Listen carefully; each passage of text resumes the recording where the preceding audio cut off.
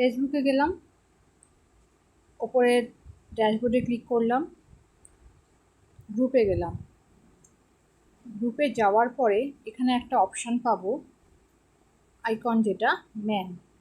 এই ম্যানে আইকনে গেলে এখান থেকে মেম্বারশিপ অপশানে যাবো।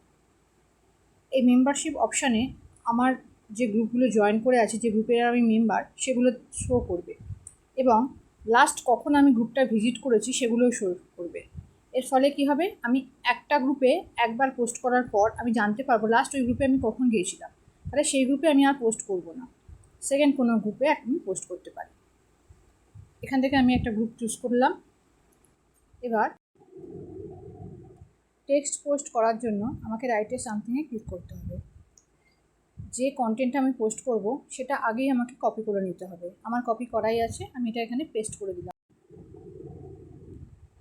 পেস্ট করে দেওয়ার পরে ওপরে এখানে পোস্ট অপশান আছে, পোস্টে আমি ক্লিক করলে এখানে শো করবে, এটা আস্তে আস্তে এখানে পোস্ট হয়ে যাবে।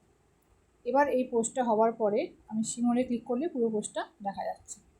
এই পোস্টটা সঠিকভাবে হয়েছে কি না জানার জন্য আমি কি করব, এই পোস্টটাকে লাইক করার চেষ্টা করব। যদি এই লাইকটা নিয়ে নেয় তাহলে আমি জানবো যে আমার পোস্টটা সঠিকভাবে হয়েছে। এরপরে লাইক নিয়ে নিল, তাহলে এই পোস্টটা আমার সঠিকভাবে করা হয়েছে। এবার আমি কমেন্টে যাব।